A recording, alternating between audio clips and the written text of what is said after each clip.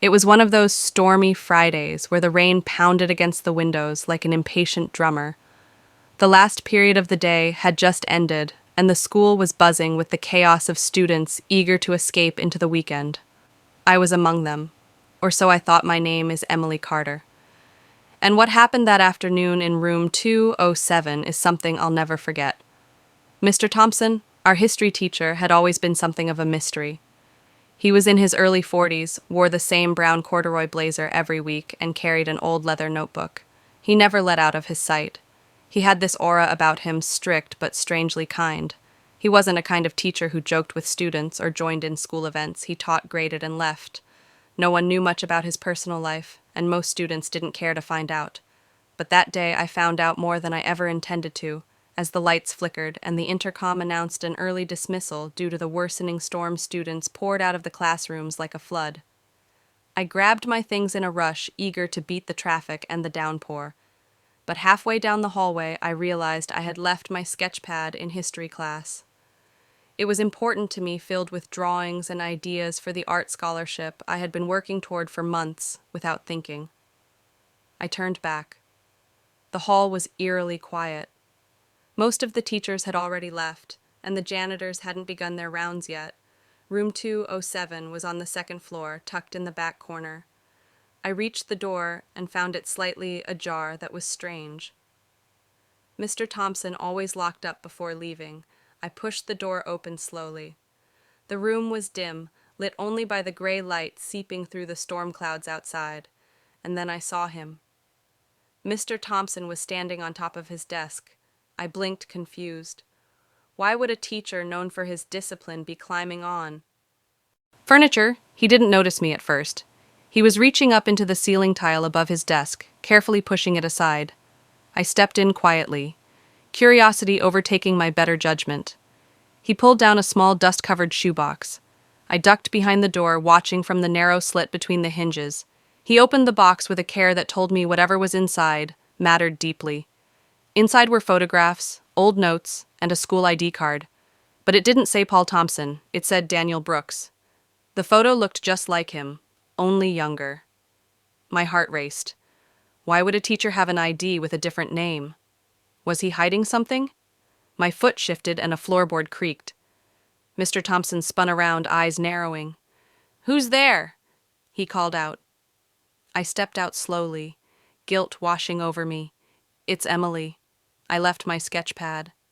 "I didn't mean to," he sighed, stepping down from the desk. "You shouldn't be here." "I know, What were you doing?" I asked the question, slipping out before I could stop it.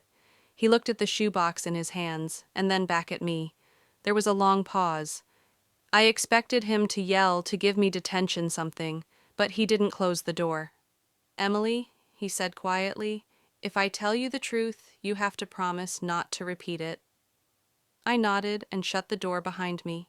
He sat down, placing the box on the desk. He took out the ID and held it between his fingers. "I wasn't always Paul Thompson. A long time ago, I was Daniel Brooks.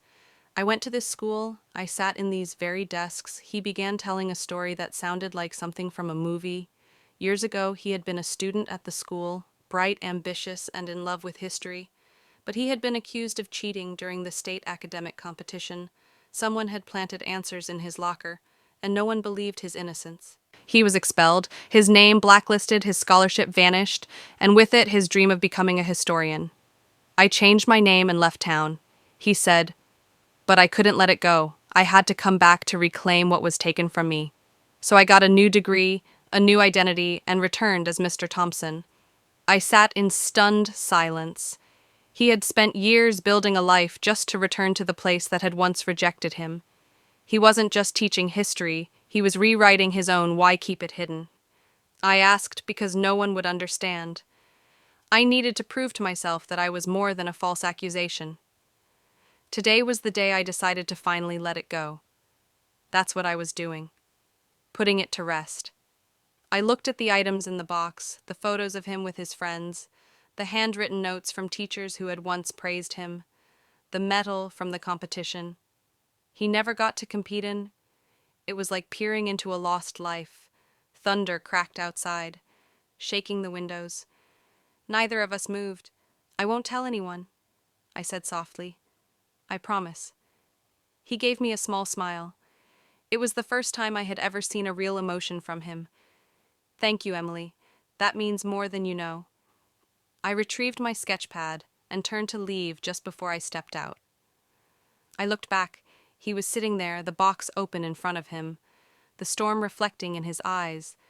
The hallway was still empty as I walked out, but I didn't feel the same. I had just learned that even the most put-together adults carry scars.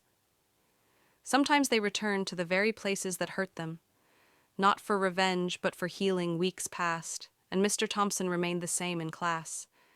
But I noticed subtle changes. He smiled more, he started asking students about their interests. He even joined us for the school assembly one afternoon, clapping along with the rest of us. I never spoke of what happened that day, but every time I saw him, I felt a silent bond, a secret shared, a story preserved.